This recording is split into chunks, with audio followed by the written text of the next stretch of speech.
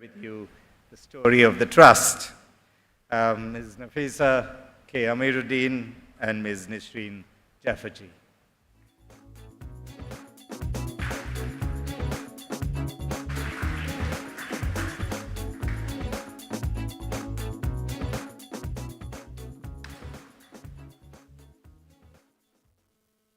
Ladies and gentlemen, good evening again, and we extend a warm welcome to each and every one of you as we gather here today to celebrate literary excellence at this, the 31st Gratiaen Prize Awards ceremony. Together, let's honor the power of words, the beauty of storytelling, and the richness of Sri Lankan writing. From the works of the iconic authors of the past to emerging voices of today, each word penned has contributed to our literary heritage. As you will see in a video presentation showcasing the projects undertaken by us during the last year, the Gratiaen Trust stands out as a beacon. We have especially, over the past 5 years, broadened our mandate to include numerous initiatives that not only nurture talent, but also foster a sense of community among writers, creating spaces for dialogue, collaboration, and growth. We've not been alone in our journey. Much credit goes to the organizations and individuals who've partnered with us over the years. Our partnership with John Keel's Foundation, our primary sponsor, goes beyond just the sponsorship of our projects and our online presence. They have generously supported us with resources and feedback and have encouraged us with new ideas and innovations that help us keep pace with the changing literary landscape. The British Council has been with the Gratiaen Prize since its inception. Our partnership grew ever stronger in the last year with the Creative Literature Series, which resulted in the enhanced activity of all our projects. This includes the participation of Dr. Anthony Joseph, who's the chair of this year's jury. Dr. Anthony will conduct a masterclass tomorrow titled Approaches to Form. But mostly, we want to thank the British Council for the confidence they've invested in us while connecting us with other international literary organizations. This allows the Gratiaen Trust to visualize a future in which Sri Lanka is not just a center of literary excellence, but also a regional hub. Tonight would not have been possible without the support of Park Street Muse, our venue sponsor. Our aspirations for tonight were grand, and yet our resources limited. Tasneem and Nilushika, you rose to the occasion to ensure that this evening turns out as perfect as it will be. Much of the success of our programs lie in its reach, and we have to thank Vijaya Newspapers for partnering with us over the past 5 years with advertising space and committed editorial support. We would also like to acknowledge Marga Institute, our secretariat, Nicola of Little Black Book, Oshini of Fold Advertising, Kishani of Uber Minds, Rayush, Event Productions, who always go beyond the brief for us. 2 people associate and Sachinta Piris, who ensure the smooth delivery of our programs. Gratiaen Trust must acknowledge the writers and academics who readily volunteer their expertise and time for our various projects as resource persons and advisors. Our judges each year spend many hours reading submissions and debating winning entries. This year has proven to be incredibly challenging with a wide gamut of genres and writing styles and works that have pushed the boundaries of creativity. Dr. Anthony Joseph, Dr. Ruvani Ranasinghe, who's not with us unfortunately, and Angeline Ondaatje, you have our heartfelt thanks. And last but not least, we must thank our readers and you, our audience. This year, we felt compelled to send out an appeal for donations with our invitation. especially in these very trying times. We're keenly aware that financial sustainability is essential for continued growth and unhindered delivery of our work.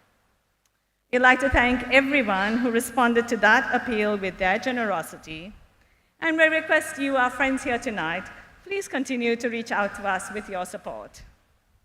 Well, speaking of support, let's meet the team who volunteer their time and expertise to the Trust.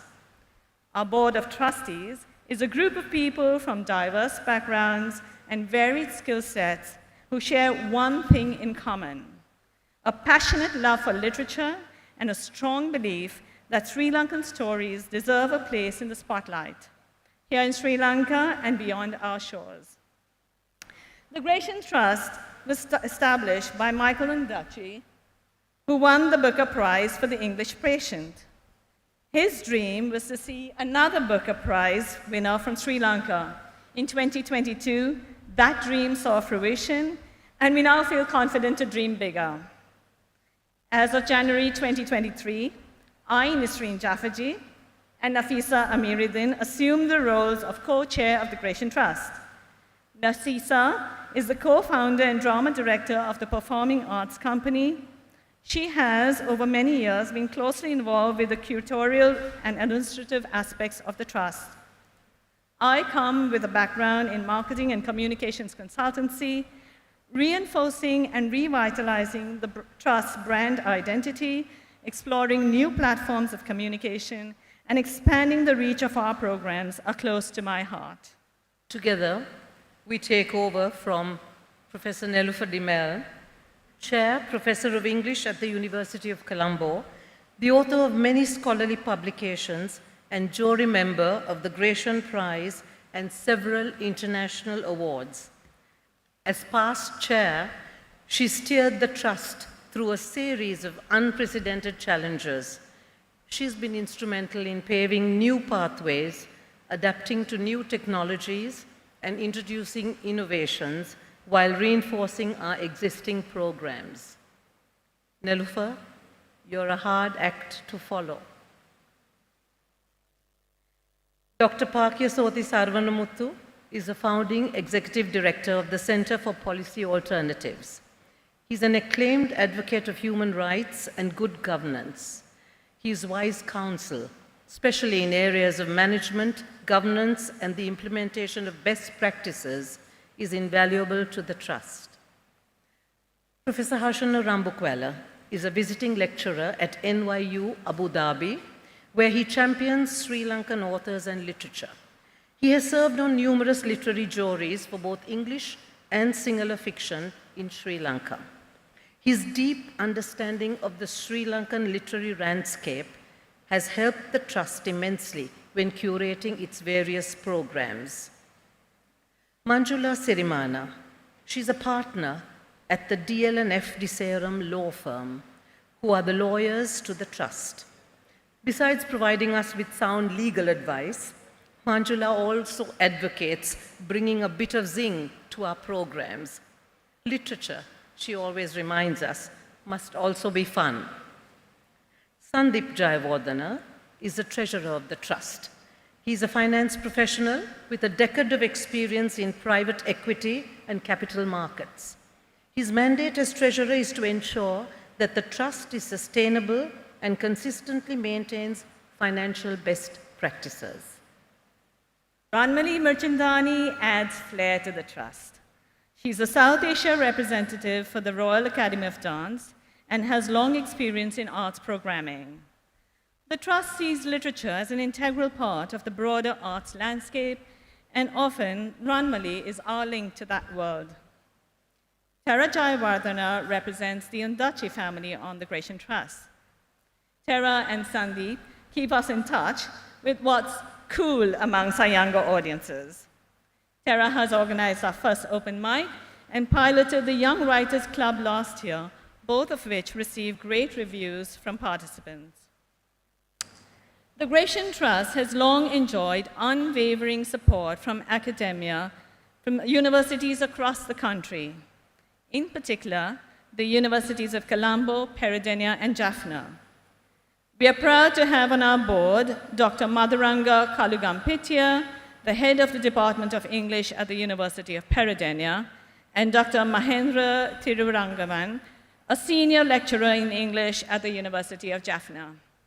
Madhu and Thiru, as we fondly call them, have successfully conducted a host of literary events in partnership with their universities, drawing a wide range of academic and non-academic participants. And so, now you've met the team, let's take you through a quick review of our 31st year. In our 31st year, the Gratiaen Trust, in association with our primary sponsor, John Keel's Foundation, conducted a range of literary events, which included our prize events, workshops, masterclasses, seminars, and many more. In partnership with the British Council, we organized the Creative Literature Series, which enhanced our programs with the participation of acclaimed authors Romesh Gunasekara, Monique Roffey, Sita Brahmachari, and Dr. Anthony Joseph.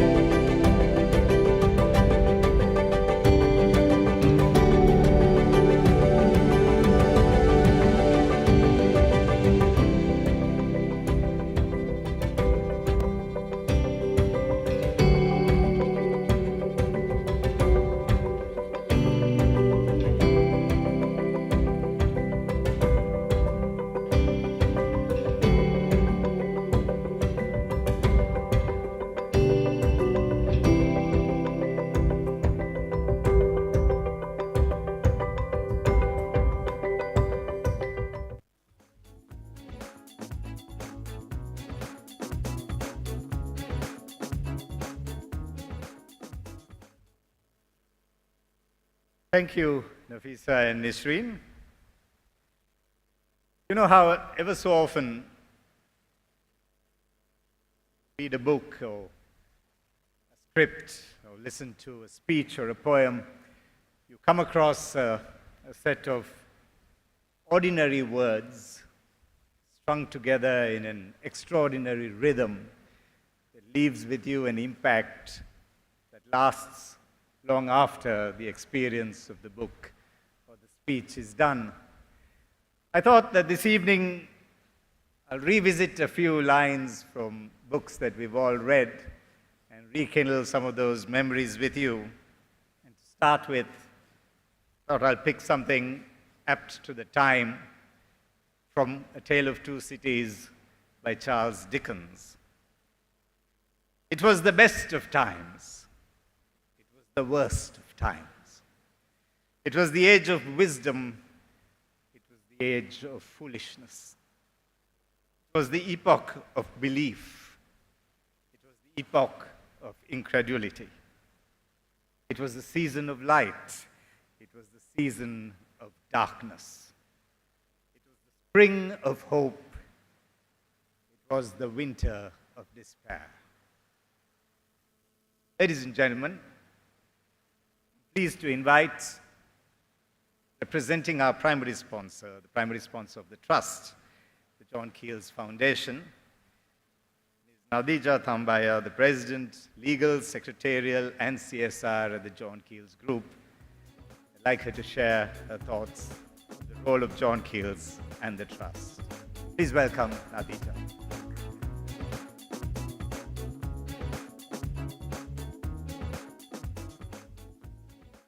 Ladies and gentlemen, the foundation is both, can you hear me? The John Keels Foundation is both humbled and honored to partner with the Gratiaen Trust in this 5th consecutive year. As the CSR entity of Sri Lanka's largest conglomerate, the foundation focuses on projects which empower our nation for tomorrow. So we look at how we turn our communities to be self-reliant and productive, and most of all, socially cohesive. A strong, socially cohesive society needs the ability to remember our recent histories, to understand and really celebrate our very diverse elements that make up the society. We believe that the arts, and in particular literature, play such an essential role in promoting that understanding and in that cohesiveness. UNESCO recently identified the number of publications in a nation as an important marker and measure of the self-understanding of a country. We think that the self-awareness and self-understanding of Sri Lanka needs improvement so that we can avoid the tragedies and the pitfalls that have befallen this beautiful nation. And in that endeavor, we'd like to salute the efforts of the Gratiaen Trust, not only in promoting the incredible talent of our writers, but also in setting a stage for this very essential creative industry, and hopefully fostering that social cohesiveness that we desperately need. The goals and ambitions of the John Keels Foundation and the Trust are aligned in that way. My heartiest congratulations to all the shortlisted writers today, and our deep congratulations to the winner as they announced. Thank you.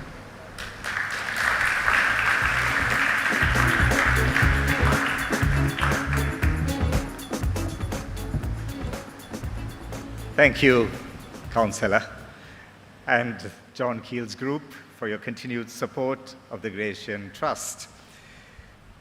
Ladies and gentlemen, an equally valuable and important partner, and the key partner of the Trust, is the British Council and has been for a while now. In fact, the British Council, as you heard before, is singularly responsible for the presence of Dr. Anthony Joseph in our presence this evening. It's my pleasure to invite the Country Director, Sri Lanka, of the British Council, Mr. Orlando Edwards. I was tempted to say Bloom, but Edwards, to come up here and address us.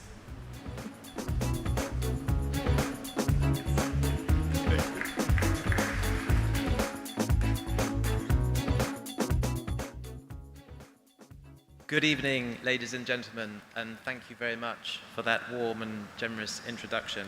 And indeed, thank you to the chairpersons for that wonderful presentation.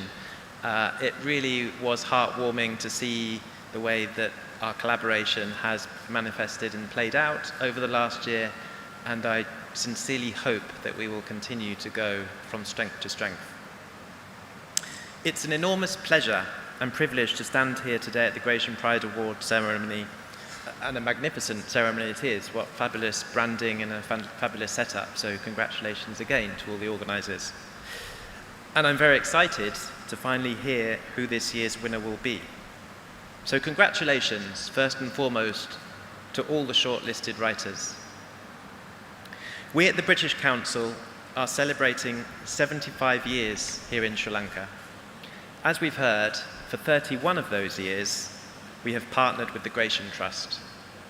We're truly delighted to have supported them in many ways, and especially this evening, to have supported them to invite the UK poet, Dr. Anthony Joseph, here as chair of the judges for this year's award.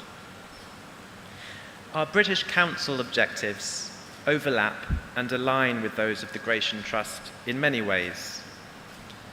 At a basic level, promoting the English language and innovative literary projects and collaborations are two very good examples. As many of you will know, we offer English classes for young learners and adults in Colombo, Kandy, Jaffna and Matara, and for corporations and businesses island-wide. With the Ministry of Education, we train Sri Lankan English teachers in all 9 provinces, and with NGOs, we provide English and digital opportunities for Sri Lankan girls in socially marginalised parts of the country. In literature, promoting innovative projects and collaborations are essential to what we do. We've seen what's happened here over the last year in Sri Lanka, but in the UK, the British Council works with Granta's Best of Young UK British Novelists, trying to give them a leg up, giving them opportunities to speak at festivals around the world. For years, we have supported international writers to participate at the Hay on Wye, which is in Wales, literary festival, one of the biggest literary festivals in the UK, the 2024 version of which coincidentally closes today. British Council and Poems on the Underground have collaborated for many years to share international poetry with commuters and travellers who crisscross London on the tube. And English language poetry is also shared with international audiences. Here in Sri Lanka, a couple of other literary events that we supported last year, the 2024 Gaul Literary and the Ceylon Literary and Arts Festivals. I'm really delighted and really proud to see the Sri Lankan literature scene thriving. Sri Lanka so often punches above its weight, and its literary talent is a prime example. And that is thanks, in large part, to the Gratiaen Trust, and a nod to all the wonderful writers, thinking of all those sat amongst us here today. My chief librarian is sat on the front row, so I can't finish without mentioning, of course, the British Council libraries and our digital libraries, which contain vast collections, including many Gratiaen Prize winners and shortlisted writers. And they're open to all, so please do come and visit or become a digital library member if you haven't yet joined. Thank you very much for listening to me, and enjoy this evening, and I hope, like me, you can't wait to hear who the winner will be. Thank you.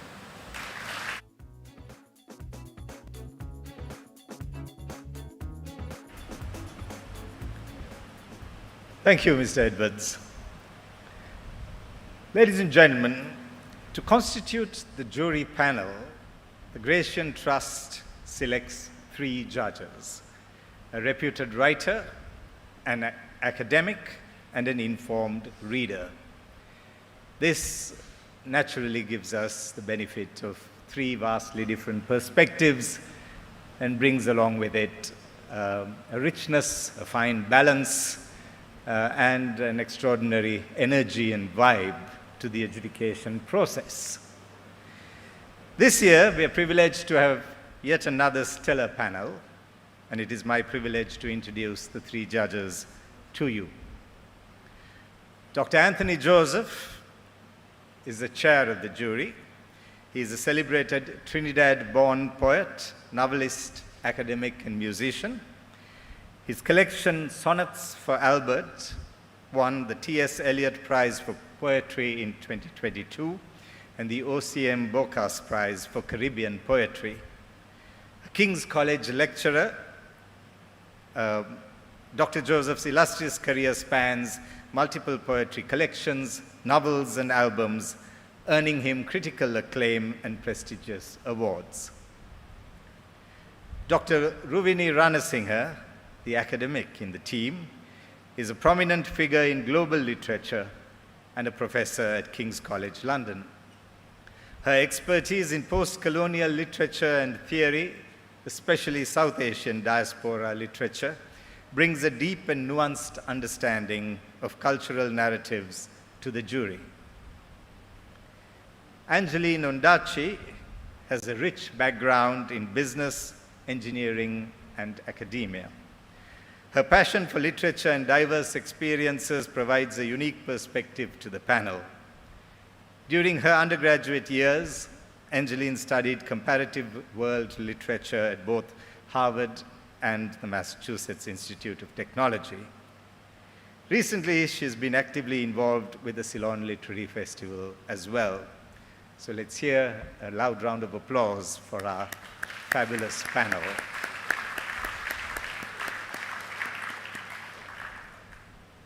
Before we move into the next segment, I thought I'll share a few lines from Jane Austen's Pride and Prejudice. It is a truth universally acknowledged that a single man in possession of a good fortune must be in want of a wife. Ladies and gentlemen, I'd like to invite Dr. Sean Amarasekara. He wears many hats. A little bit about him. A musician, he actually is a rock star, literally. An actor, a comedian, a doctor, an anesthetist. I did say he wears many hats and is known to confuse them sometimes, but his comedy skills are not linked to his anesthetic skills. Voice artist and compeer, a collector of Star Wars and Bond memorabilia, and on a personal note, a dear and loyal friend. Dr. Sean Amarasekara, may I have you out here? I'm going to hand over this session to him as he engages in a conversation with Anthony.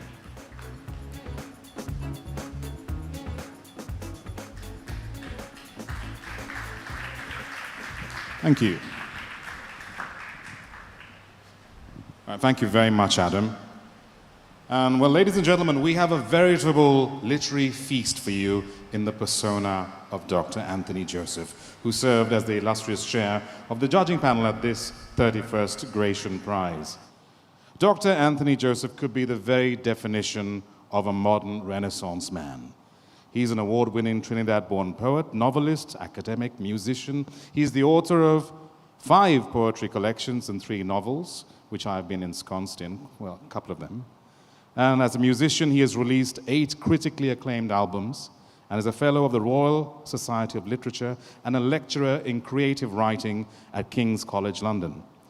And as Adam mentioned, and you can't understate it, his 2022 collection, Sonnets for Albert, won the T.S. Eliot Prize for Poetry 2022 and the O.C.M. Bocas Prize for Caribbean Poetry. Anthony Joseph is a radical wordsmith. His work makes language elastic, stretching it to capture the sounds and rhythms of Trinidad, the Caribbean region, and the Caribbean diaspora. His works in several forms, poetry, prose, music, scholarly research, but his work is always, at its foundation, poetic. Poetry is the art of considering the present.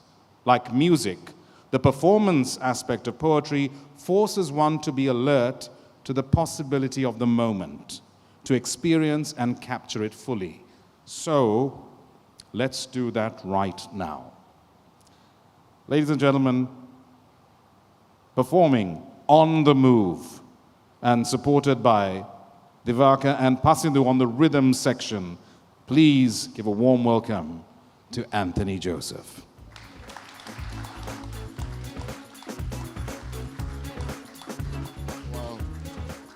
Hello.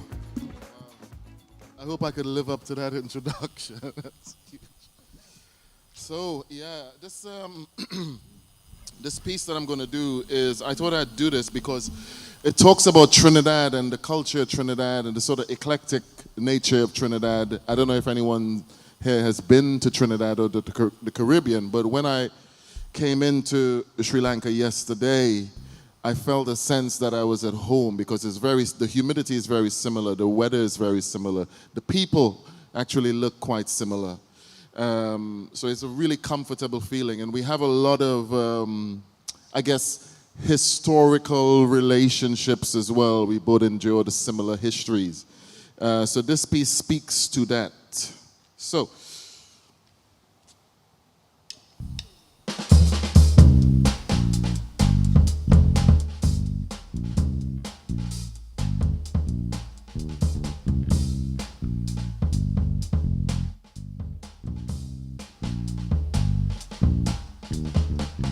it was raining like a verb, like bone. It was July, hard road, maybe Marseille, up the mountain, acrobatic. It was skin, it was head. Back home, it was written, Port of Spain. We walked along, heavy light, cup of septic, heavy rain. What was that? That was thunder, wind that blew us out of sync. Scenic time, it was odd, a kind of shrimp. Caribbean, it was pullback to reveal it. It was London, we were sailing, we kept on it. It was midnight, we were moving, Purple River, insect bone. It was a lie, no it wasn't. It was more like a long con, like love as an anchor pulls us under.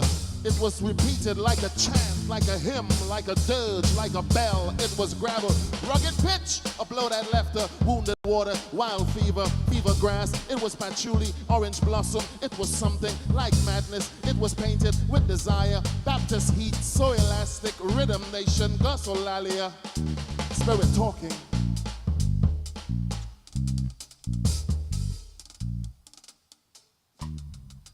Once when freedom had meaning like organs of heat in the evening, my body held vibrations of the Caribbean, and we let bled that excess negritude of being. But the past didn't last long. It grew tired and we wept in forests where black myth was painted in that acrobatic silence, and now my soul still holds the aroma of anguish. Do not gaze not too long upon the past. It's so dissonant, bass notes, sky church, steady dying. We were waiting to burst out of human life, heading east to the ocean. Rugged steep, too shallow, too drowning. We were coming back from drowning. Manzanilla, old plantation. History was all around us. It was fluid, rhythm nation. Make you move on the move.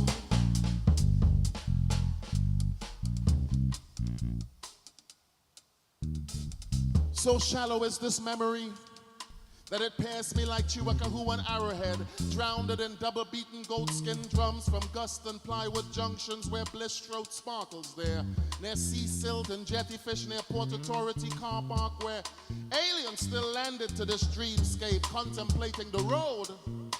Our verge of memory split with cane like Canboulay, in a place where everything happens at once. I want to give these guys some love and thanks. Gavinka on the drums, Kasindu on the bass. Thank you.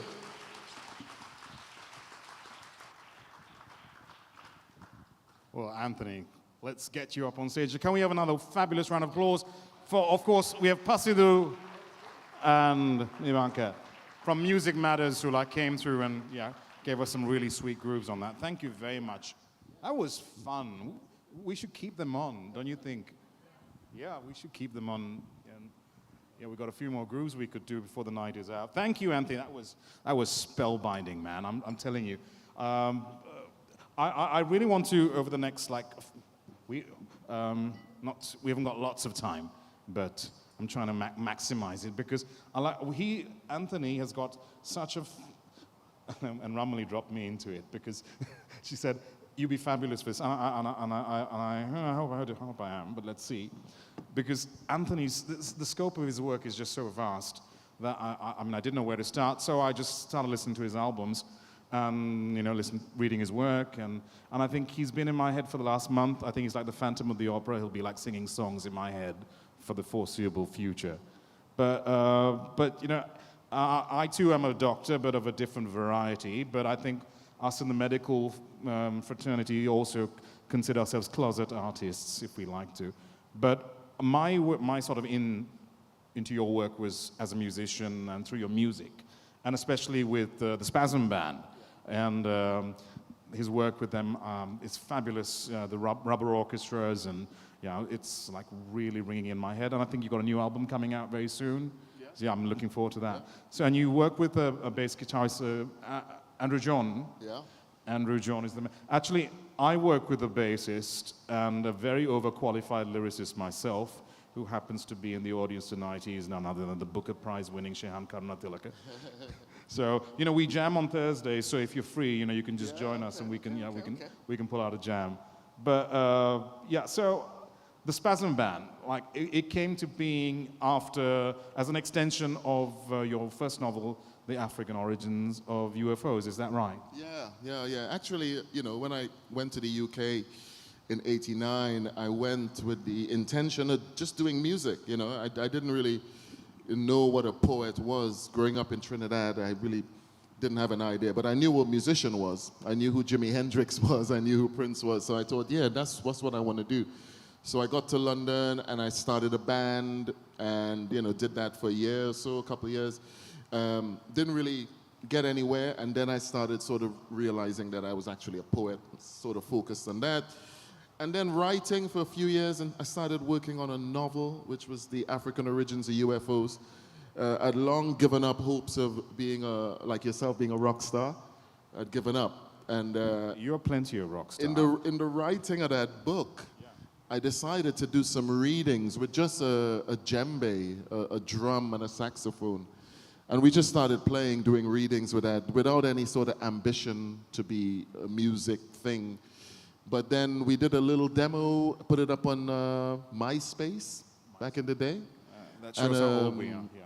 And a guy in a record label in France heard it and signed it up, and that was the beginning of the band. I put this band together called the Spasm Band, which the Spasm Band comes from actually Louis Armstrong, talking about his childhood in New Orleans, that before jazz, there were these bands of kids that would play bones and stones and sticks and pans, and they were called Spasm Bands. So that's the whole history of the Spasm Band there. Yeah. So has music always been like an extension of your work?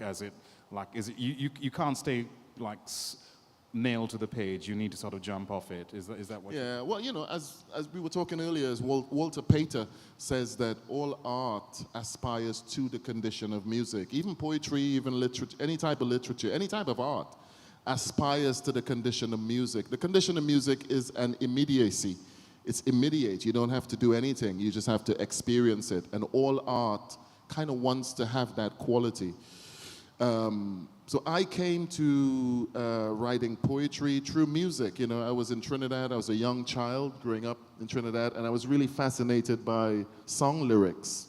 Just listening to things on the radio, songs on the radio, and the lyrics of songs. And I started writing my own songs. I started writing my own lyrics to songs, and that became a poetic practice. Right. So there's always been that connection for me. Yeah, so art is art only when it has interaction with something else. Yeah? Oh, yeah, I guess so. Maybe, yeah. It's to touch somebody else. Yeah.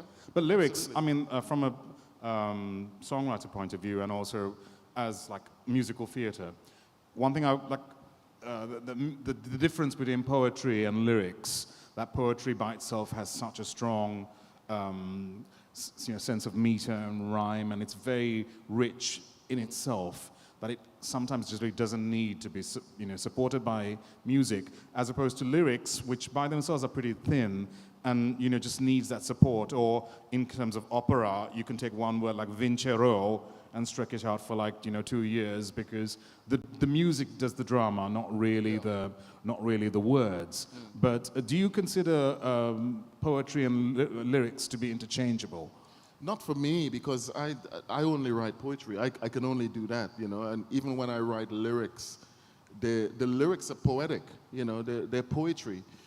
I don't find, I can't have a separation between the two. I just have an approach. I think being a poet means you have a particular approach to language, regardless to what medium you use. You know, if I'm writing a letter or an email, I'm thinking, how do I phrase this in this way? How do I, you know, I'm always conscious of the sound and how you say things. So for me, lyrics are, for me at least, it's just an extension of the poetry. The difference is that when you are writing poetry, it's a very solitary practice. You're writing not for yourself, but you're writing on your own, and you're crafting something that is, you're the only judge of it.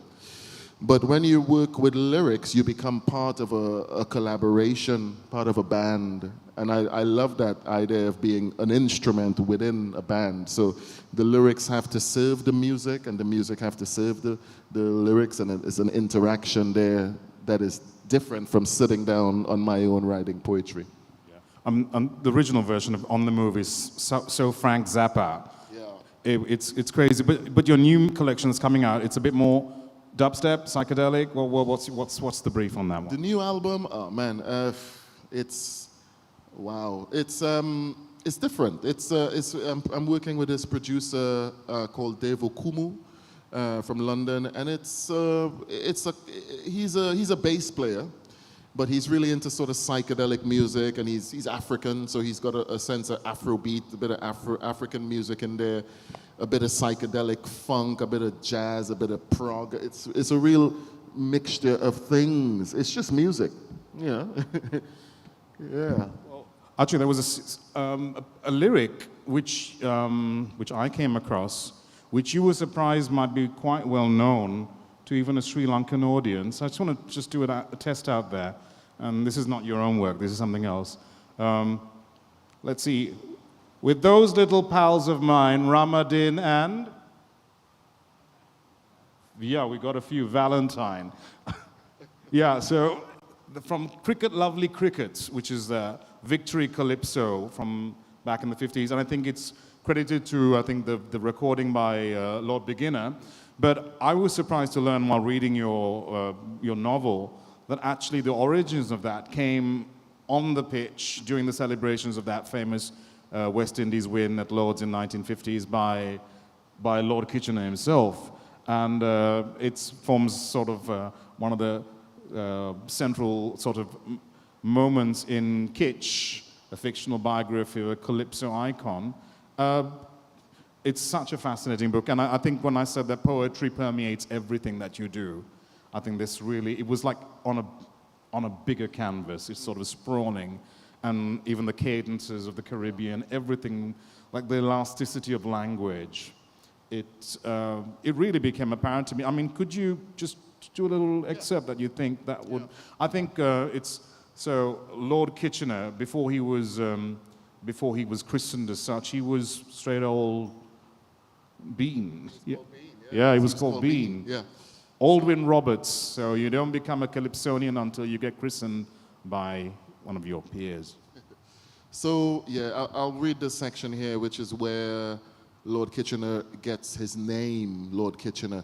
So for people that don't know who Lord Kitchener is, Lord Kitchener was a Calypso singer from Trinidad who went to the UK in 1948 on the Empire Windrush, which was this huge ship that brought about 500 people from the Caribbean into England, which was the start of, well, they say it's the beginning of multicultural Britain.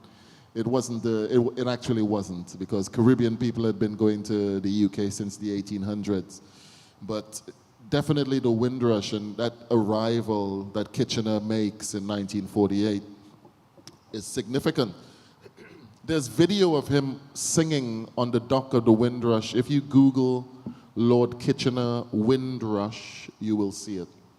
But this is set way before that. This is in, in the early 1940s when he is about to sing, and an older Calypsonian gives him the name Lord Kitchener. An audience began to gather on the wooden benches in front of the Victory Tent stage, waiting for the music to start. Tiger watching the young man that Johnny can bring to sing in the tent. He hear about him. This country bookie who pants short in the ankle, who wearing a black jacket that look like St. Joseph Road prostitute put together and buy for him because he never have no money. And you can't say you're singing in tent without jacket. Tiger watch good when the great Attila the Hun himself walk up and ask the young man to sing. Let him hear. And how the young man strain with a stutter to say, right now. Attila had to say, yes, sing it come. What key your song in? And the Arima champion say, Attila watch him with compassion and interrupt. Re minor, you mean? It's an E? Yes, give me an E. And Bean sing it. And the fiddleman stooped there in slips to catch the line. And the bassman would start to tremble. And the country boy grinning. He know he have a good tune. He fling down 2 verse and Attila say, okay, good. I want you to go on second before Invader. When Tiger sucked the navel from the last orange, he threw the pith over the fence in the Crapo land and he called to Bean. Young boy, come. And when Tiger call you, you just come. So it's you who sing Green Fig. People talking, they really say it's a good song. You will sing it tonight? Bean smile. Yes, Mr. Tiger, I. Oh ho. So long I want to hear the damn song and I can't hear it. I have to wait for you to come to Port of Spain before I hear the song. And Tiger bray, but he have his eye on Bean. He must be say something, and Bean bend his neck like Drake Duck to listen. Here, Tiger, what they call you? Raising his voice to its elegant tone and turning from the fence to face Bean straight. My name is Roberts, Aldwin Roberts. I mean your Calypso name, boy. Well, they call me Bean.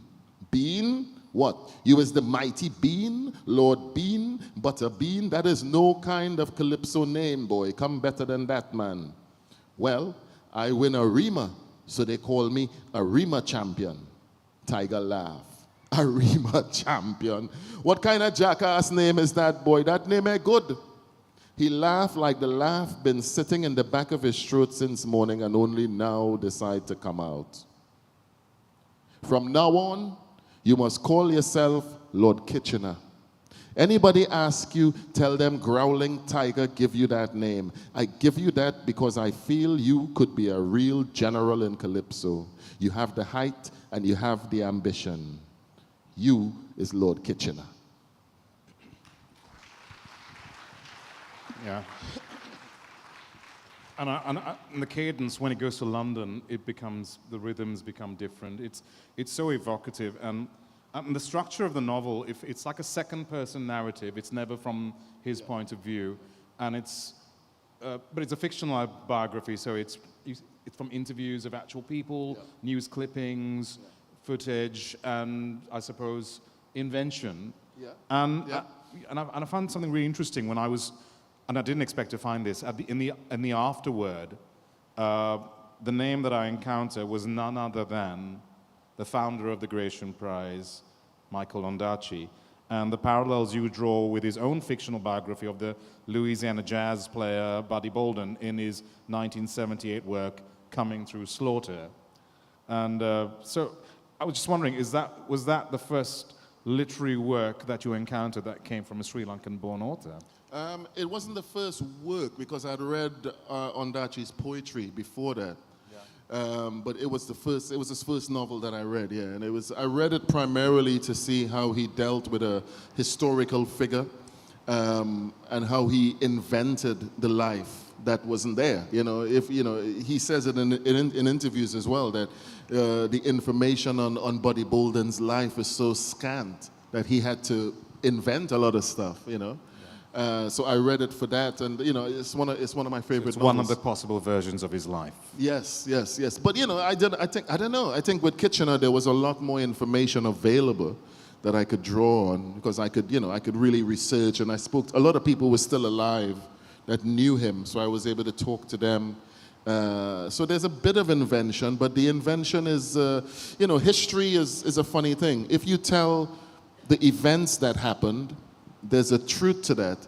And as long as you don't change the events, it's fine. But how you tell it, you can embellish. Yeah. You can kind of mess around with it, and Yeah. as long as, for instance, Kitchener arriving on the Windrush in 1948, the footage is black and white. But I wanted to know, well, what color was his tie? What color was his suit? I could make that up because I'm not changing the fact that he arrived wearing a suit, but I'm changing the fact that, he was wearing a blue suit. Yeah. You see what I mean? London is the place for me. Yeah. Yeah, so I mean, and I think that's just among sort of the parallels that that you find. So I mean, going back to Michael Ondaatje, and I think he's among the most famous among our diasporic poets who are writers who have stepped out.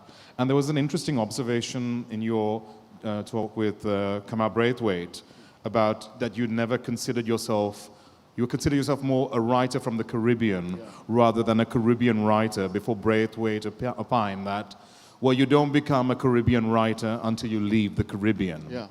So I was wondering, do you think there's a difference about writing about your country when you live in it as opposed to when you've left it?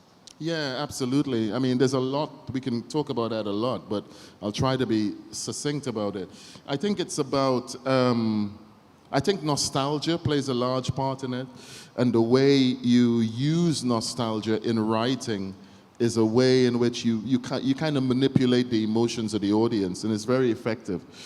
And you can only get that feeling of nostalgia if you're away from the thing, if you're missing it, And it tends to be that, at least for me, I became more of a Trinidadian the longer I stayed away, because the things that made me Trinidadian and the things that I remembered are the things which I held on to even tighter, because they were they were disappearing into the past. So I had to hold on to all the memories and all the food and all the scents, and so it becomes more concentrated in you. So I think that's why not hindsight, but distance is really important. You can't see the mountain when you're standing on top of it. You can only see the mountain from the plane, Or like when Kitchener is flying back and he sees his island and he's not sure how big it was because he was always inside it. Exactly, only when he was outside he could see how big it was. You have to have that distance. Yeah, you have to. You have to. I tend to write in hindsight a lot better as well, a lot easier, after an event where you have time to reflect on it. Reflection is a really important thing for a poet, I think, especially. Yeah, I mean, talking about the sights and sounds and smells, and even you mentioning that coming to Sri Lanka was so reminiscent of being in Trinidad.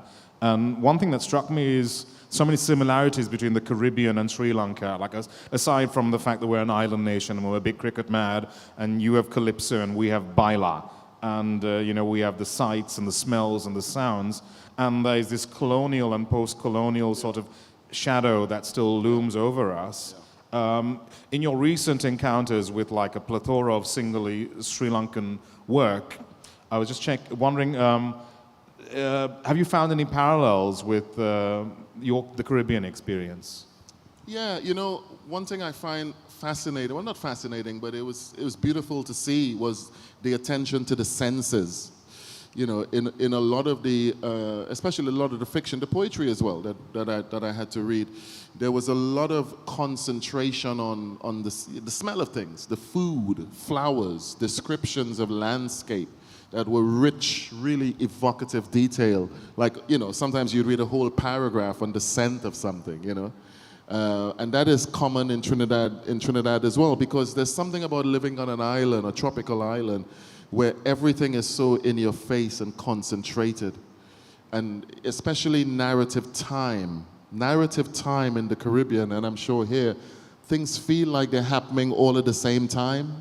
We don't have that sort of linearity that a lot of Western fiction has, where this happened, then that. It's like everything is happening at the same time, You're driving through the city here and it's like everything's going on at the same time. Trinidad is like that. So that was that was something comforting to see. Yeah, well, we are hitting 20 minutes on the mark, and we do have to wrap it up. But I would be remiss if we didn't dip into this fabulous piece of work, because I do hope you do pick it up. It's Sonnets for Albert, which started off, as you said, I just want to quickly just why you chose the form of the sonnet, and let's, because it's for such a sort of modern, it's where we are now, and we've got your Shakespearean, and it goes all the way back, but how you broke the rules of it. And maybe we can just do just a couple of readings from this, and then we'll move on. But because I don't want to let this go, I think you should definitely pick it up. It's absolutely fabulous. I chose the sonnet because I had a really complicated relationship with my father, and the sonnet is a poetic form that lends itself to debate, an argument, and resolution. But the sonnet doesn't belong to anybody. It belongs to the imagination. So it is an English form, but it is a universal form, and it's a universal feeling as well. We see the sonnet in a lot of other things. We see it in the human body, in the way the body is proportioned. Anyway, let's not... This is Dreadlocks of Mystery. He is a sour fruit in the mouth of his third son, the barber.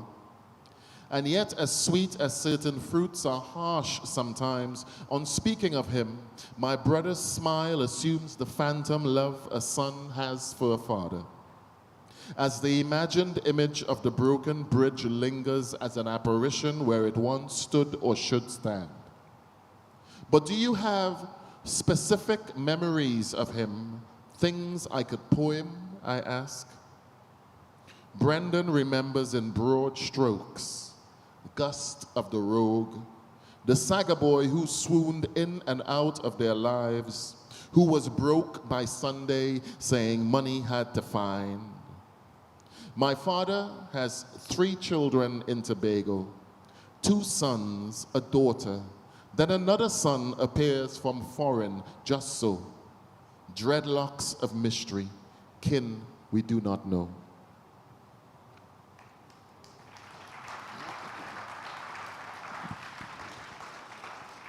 Well, I think we sort of, regrettably, we could talk for hours, but we probably can't because there are people who are going.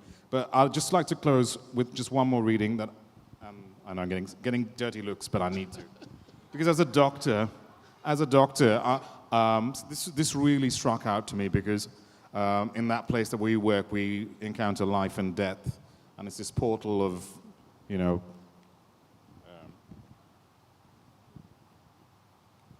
called POSG1. And when you hear POSGH1, and GH is General Hospital, even I sort of picked up that, and POS is Port of Spain, and this really stuck with me. Having caught his first heart attack, the big man gives me hope to hold. He say he feels good enough to leave. He flirts with the nurses.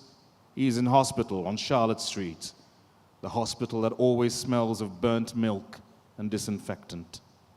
Same hospital of first consciousness where I visited my grandfather after his blackout of sickness in 1977. After stopping by with my grandmother on Gordon Street corner to buy the old bull peanut punch and Mopsy biscuit. A hospital of windows from where I watched the blue smoke rise from the morgue and turned away from my mother's bed to catch the evening flight. 2 days later, she blinked hard into cancerous death. The same ex-colonial hospital by Memorial Park where my father once lifted me onto his shoulders so I could see the carnival pass. So I will thank you so much for your time, for being here, and for sharing of your words, your music. Pleasure. And we will hope to hear a lot more of you. And definitely pick up one of these. It's a fabulous read from one end to the other. Ladies and gentlemen, Dr. Anthony Joseph, our chair of Thank jury you, panel. Sean. And well, it's on with the show. Thank you very much.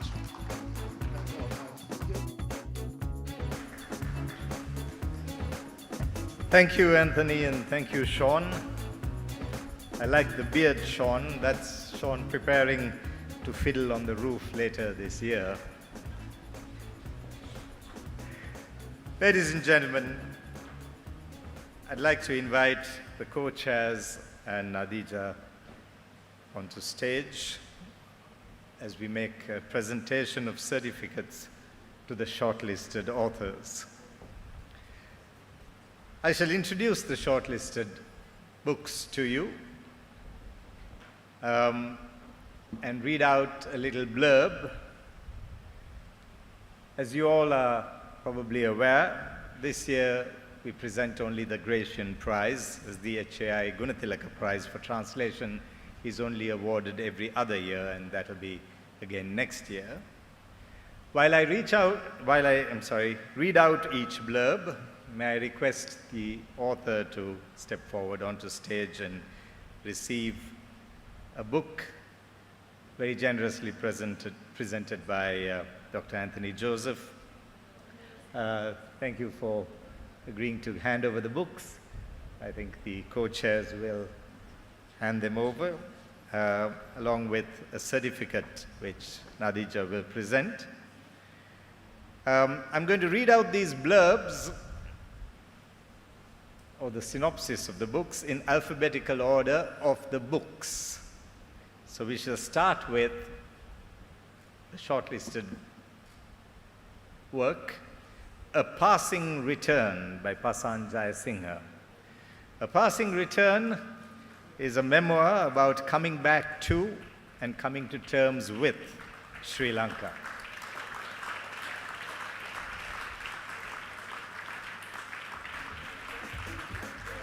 Pasan wrote it to document returning to the country after a long time away and the new contours of the country he discovered in the process.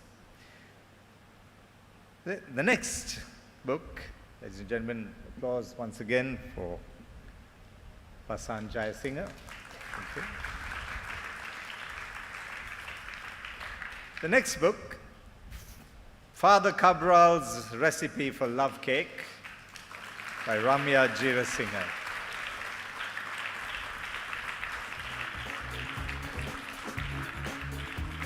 In a tropical island fort built by a colonial trading company in the 18th century, a woman makes a cake as sweet as wild honey and as unforgettable as a great love. Yet the events that have made her life in the fort possible are violent and unforgiving. During an insurgency, the past and the present interweave when a fugitive enters the woman's house. Father Cabral's Recipe for Love Cake, Ramya Jeerasinghe.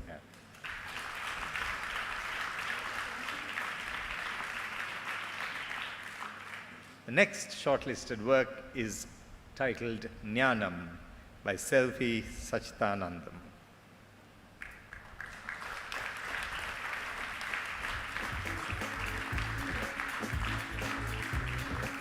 A matriarch dies and a biography was born. Jnanam traverses the lives of 5 generations of women in Sri Lanka.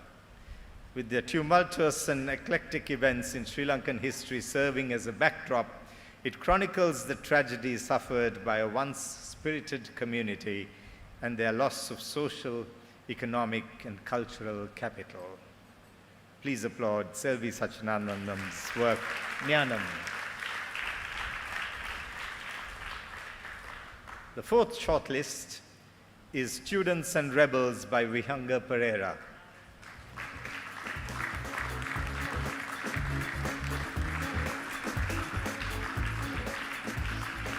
Students and Rebels is set in the months leading to the height of Sri Lanka's political emergency in 1988 and 89. It narrates how uncertainty and violence reached 2 villages in Kandy, and the ways in which lives of ordinary people were caught in the crossfire. Vihanga Pereira's Students and Rebels.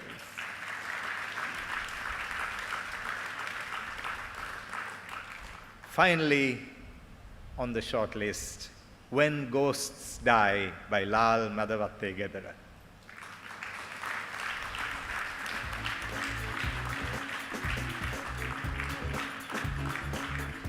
when determined dead spirits launch an agitation called the Maragalaya to oust dead politicians from the nation's most exclusive cemetery and earn a teapot and an extraordinary ordinary woman gain unexpected significance. When Ghosts Die by Lal Madhavathegedara.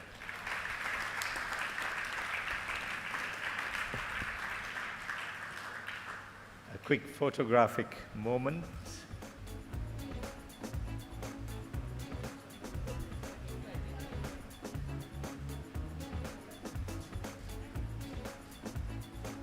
And thank you to you all, ladies and gentlemen, and a round of applause once again for the shortlisted authors. And may I ask the chair of our panel of judges, Dr. Anthony Joseph, would you stay on, please, to deliver the jury report.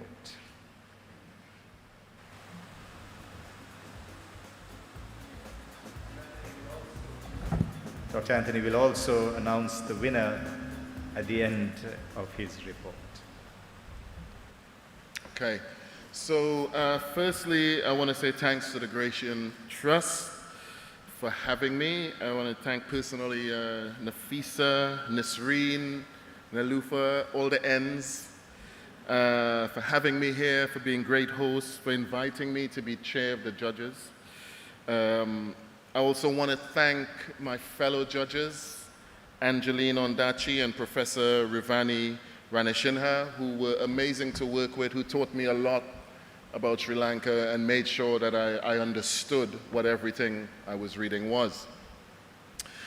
As we are about to see, literary prizes change lives. Good writing changes lives too. But how do you judge? How do you measure the creativity of one writer against another? When you've read 51 submissions across genres, across fiction, poetry, auto and biographical writing, drama and history, how do you do that? It seems like a really tall task, but actually it's a lot easier than it might sound.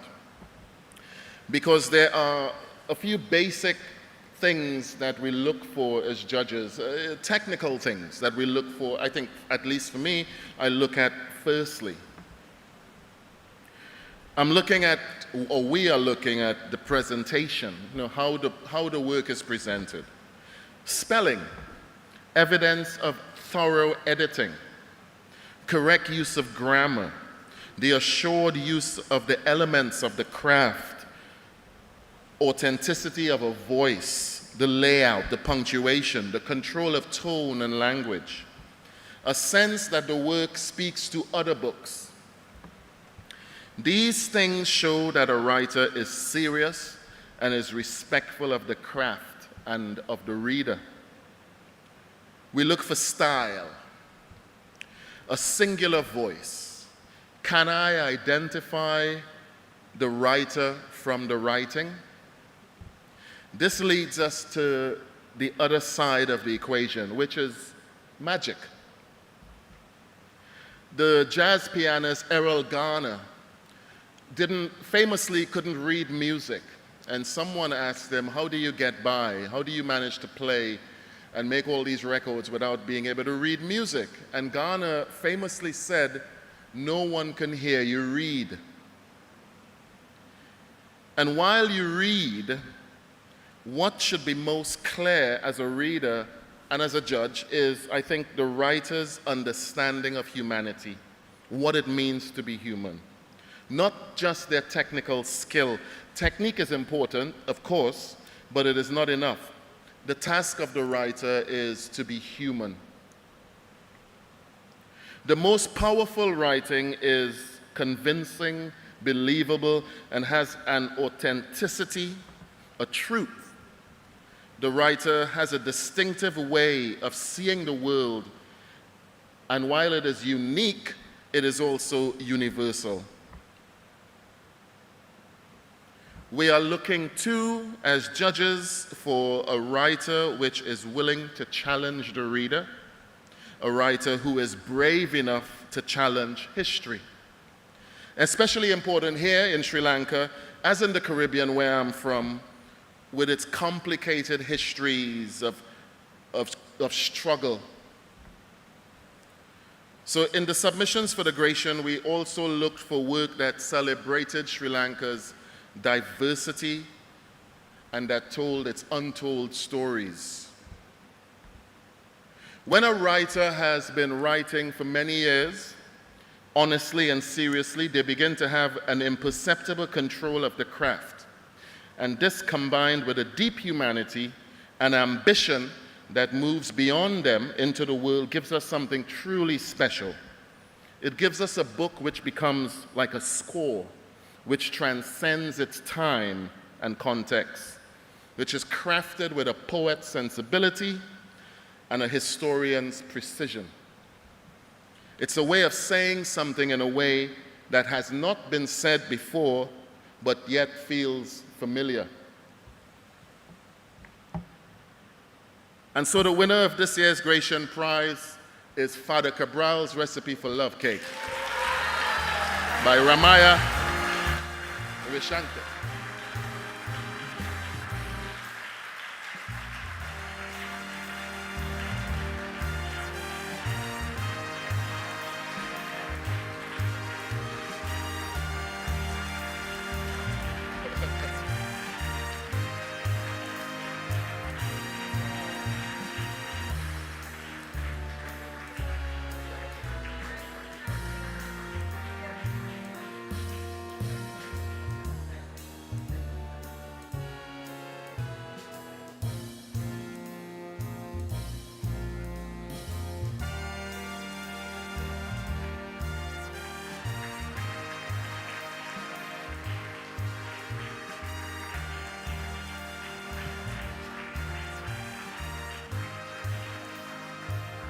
Father Cabral's Recipe for Love Cake, ladies and gentlemen, the winner of the 31st Gratiaen Prize, Ramya Jirasinghe.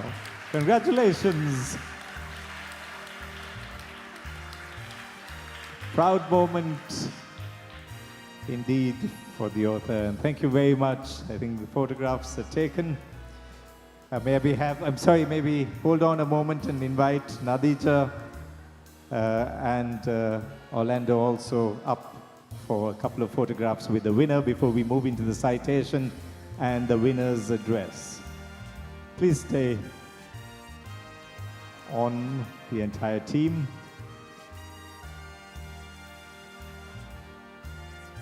Thank you once again to the supporters, the sponsors of the Gratiaen Trust.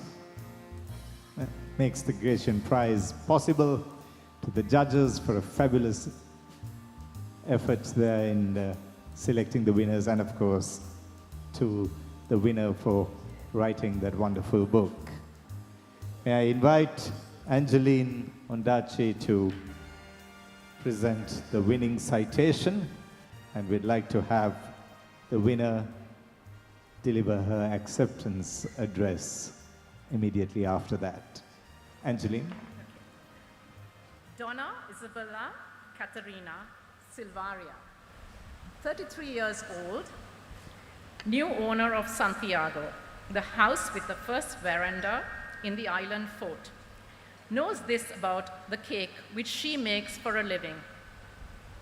A good love cake is like the memory of a lost lover's kiss. These are the opening lines of the 2024 Gratiaen Prize winner. Through this evocative, moving story of Katerina and her passion for love cake and her home, Ramya Jirasinghe's ambitious, tightly structured and perceptive novel traces intriguing layers of Lankan history, especially the role of African and Arabian traders.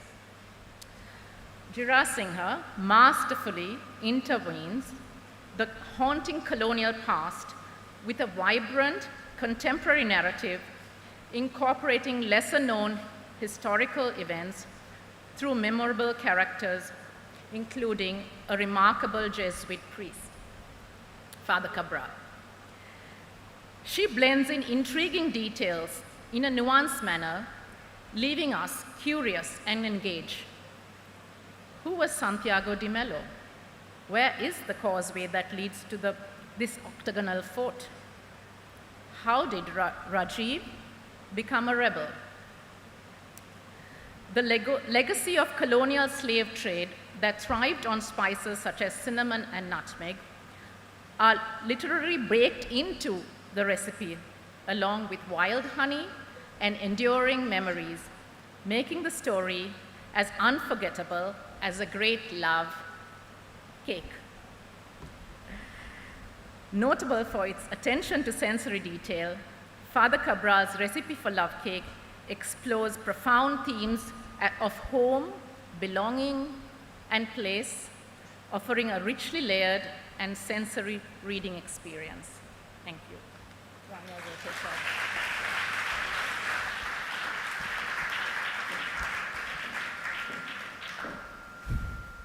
Thank you to the judges.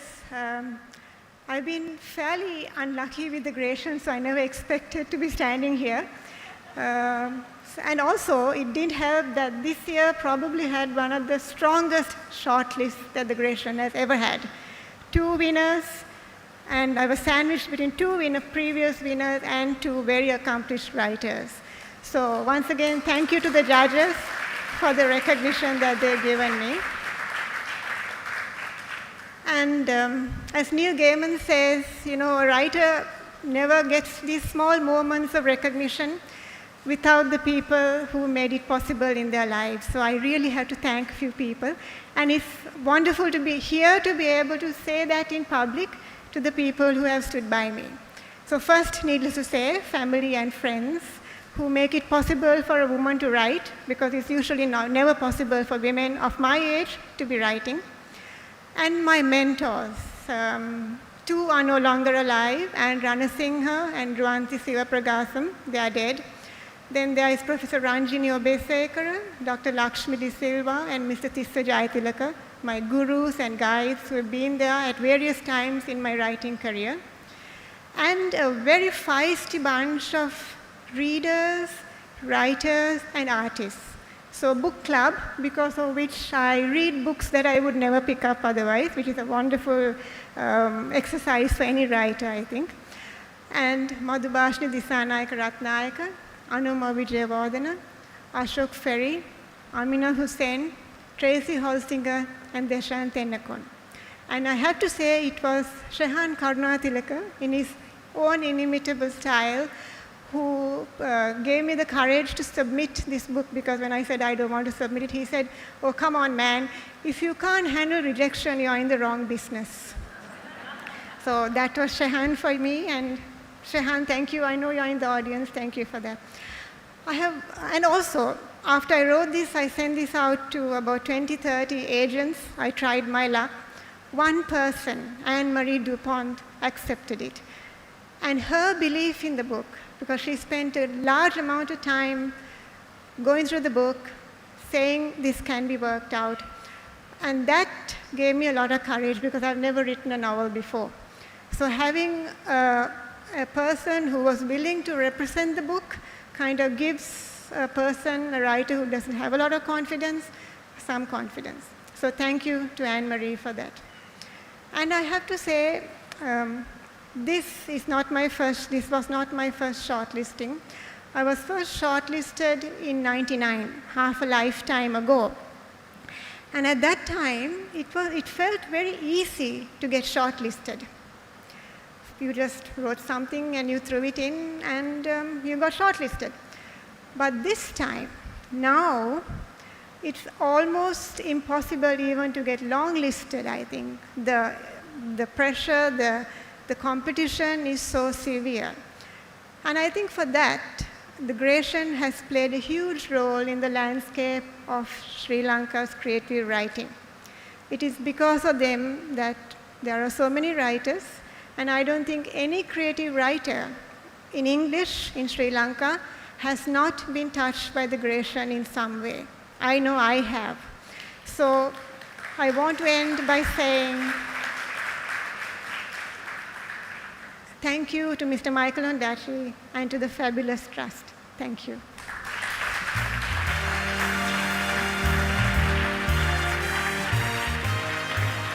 Thank you.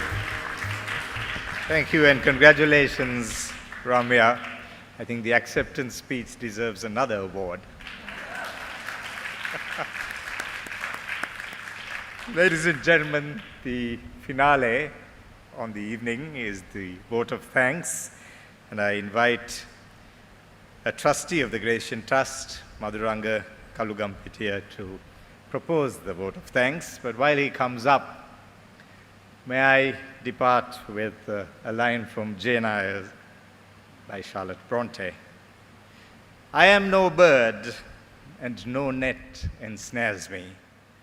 I am a free human being with an independent will, which I now exert to leave you. Have a pleasant evening.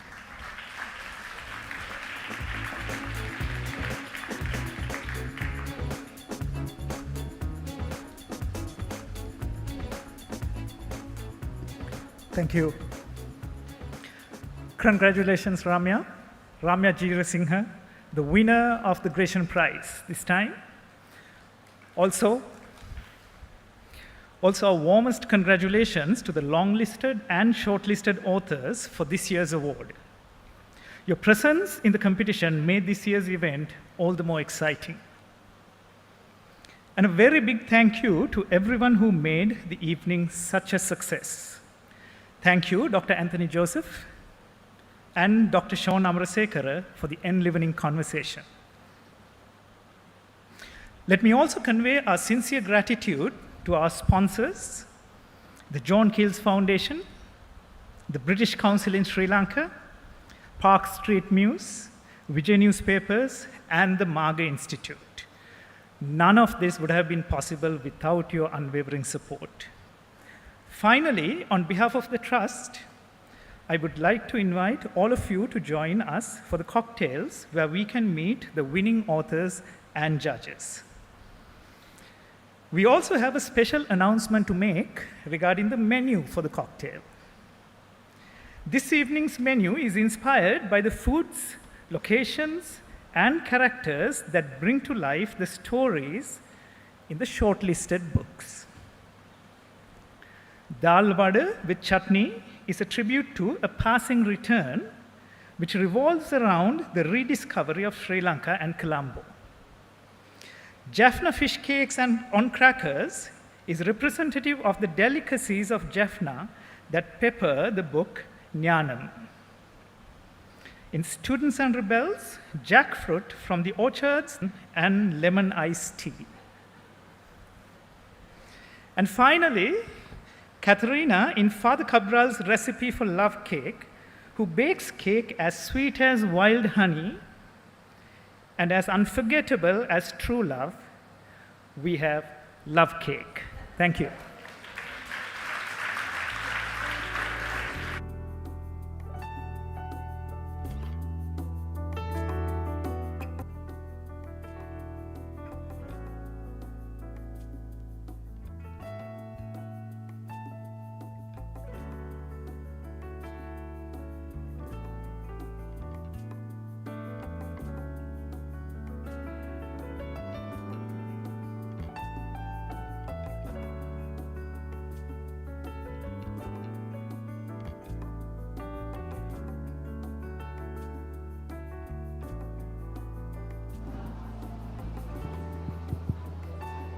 Ladies and gentlemen, please